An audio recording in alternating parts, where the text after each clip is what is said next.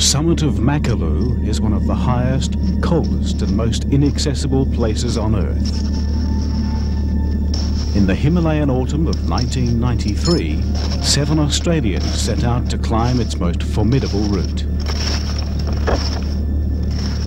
To get up these big mountains and to really be serious about them, you really have to put everything you've got into them. Having to do that means you have to put your neck right out on the line. The environment is breathtaking and unpredictable. Everybody's suffering a little bit on the altitude. We're all a bit breathless. Reaching the summit would require individual endurance and a team that balanced high-altitude mountaineering experience with essential logistic and support expertise. It's an expedition, it's a team thing, and so I want someone to get to the top of Makalu. Whether we've got enough time, enough equipment or the manpower to do all that, I'm not sure. At 8,543 metres, Makalu is the 5th highest mountain in the world. It lies just 16 kilometres from Everest on the Nepalese border with Tibet. For team leader Ian Collins, the expedition marked a return to the place where he'd first become interested in climbing. I stood in this same spot just over 10 years ago. Now, returning to Makalu is really a strange sort of dream for me. I never really expected to come back, and particularly to come back and try and climb the mountain. The expedition had left Sydney on the 15th of August 1993 after 6 months of intensive preparation. You've got to make sure your equipment's right, your diet's right, and everything works.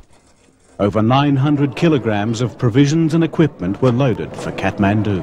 Any chance of being successful? I think our chances are extremely good. I think we've got a very good team, and if the weather's kind to us, I think we've got every chance of making the first Australian to see the Makalu. I don't like to think about success or not success. I want you all back, mostly. It'll be terrific if you get to the top, but the biggest thing will be to have you all back. No tears, no tears. Yeah. Okay.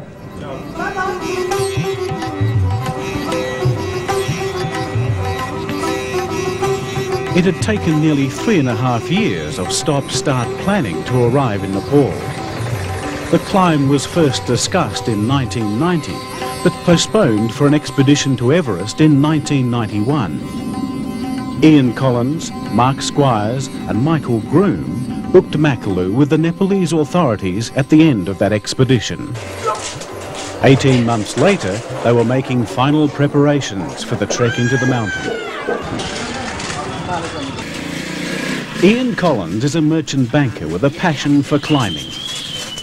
He has a number of high mountain expeditions behind him, including Everest and peaks in Russia. Financing the expedition had been a significant hurdle. Equipment and provisions, travel expenses and a $12,000 climbing fee all had to be paid for. Many organisations and individuals chipped in, but a major sponsor was necessary. Collins' mountaineering experience and the calibre of the team he put together were key factors in securing his employer, the Chase Manhattan Bank, as the expedition's primary sponsor. The trek from Kathmandu to Makalu would take about 2 weeks, and all arrangements were managed by a local trekking agency known to the expedition. With over 2.5 tonnes of supplies, more than 50 porters were required for the carry to base camp. The porters and 3 of the team would truck the load overland to Hile, then walk 3 days from the roadhead to Tumlingtar. There they'd meet up with the rest of the team who were flying in from Kathmandu for the final 160-kilometre trek, on foot, into Makalu. What about a nice left turn for him? When the expedition was first discussed, Mark Squires had expected to be little more than a high-altitude porter, but following the difficult conditions experienced on Everest in 1991, he felt he now had a good chance of reaching the summit. Again, I've always believed in jumping in sort of feet first and going for it, and that's certainly what I feel I'm doing at the moment. But it doesn't sort of scare me. A partner in an event management business in Sydney, he put his considerable organisational skills into much of the expedition's planning and logistical requirements. You can do something if you like. Jump up and down. You can do something you like. Jump Will up and down. King was one of the first to book his ticket to Makalu. A partner with Ian Collins in an outdoor management training company in the Blue Mountains, the idea of taking a relatively small team onto a mountain like Makalu had been with him for many years. A teacher and sometime political historian hailing from the Yorkshire coalfields, he'd climbed extensively in Europe and now lives in Lithgow.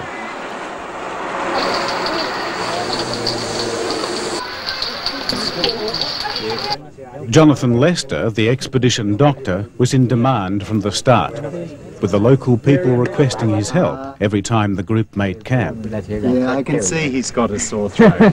This was the Sydney neurologist's first trip to the Himalayas and his first experience of Asia.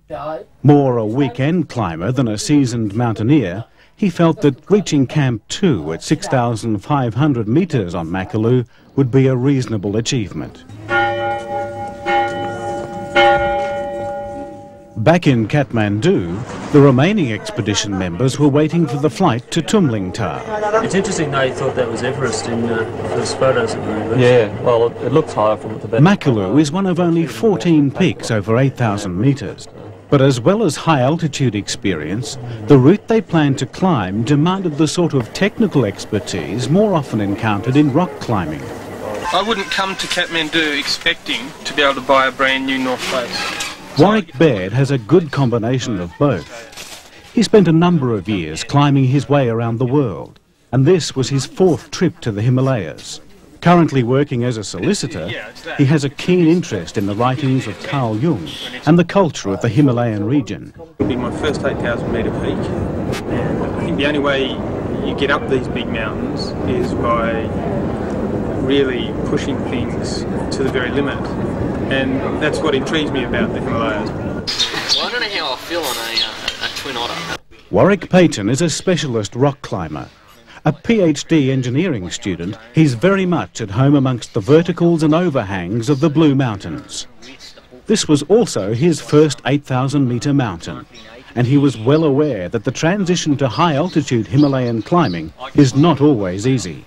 If I have to support someone else to get them to the top because they're in a better condition than I am at that stage of the expedition, then you know, I'm committed to do that. While most of the team had climbed extensively, Michael Groom was the only one who had made climbing a profession. He had met up with Ian and Mark on the Everest expedition in 1991. It's all about, you know, setting goals, achieving them, and once you achieve them, set another goal. A plumber by trade, he'd suffered severe frostbite on Kachinjunga in 1987 and subsequently had all his toes amputated.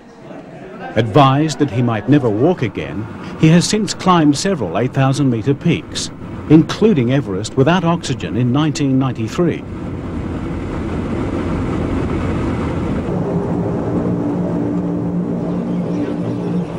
Ten days after leaving Sydney, the two groups met up at Tumlingtar in the Himalayan foothills. It was the first time the team had all been together in Nepal. For all their respective skills and experience, it was equally important that everyone got along. Expeditions in the extremes of high-altitude climbing are notorious for provoking friction.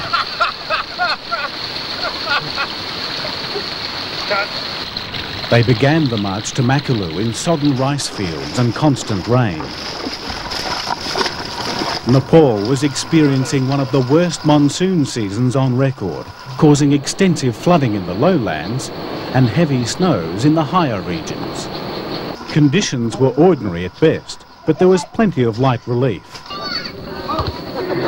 Warwick Payton was a hit with the local volleyball side. And while the downpours kept coming, the scrambling efforts to keep everything dry were quite a spectacle. Well, it's great to be here at last. We've been walking for about 12 days through leech-infested rainforest. And today's the first day that we've had clear sky, and boy is it wonderful. We've seen the mountains, haven't seen Makalu yet, but we see some of the high 7,000 metre peaks and it's just fantastic to be here at last. But the monsoon weather hadn't disappeared for long. It was looking pretty cold. It is cold. But I guess we'll get it there. Be okay when we get the tents up and pile in the sleeping bags, I suppose.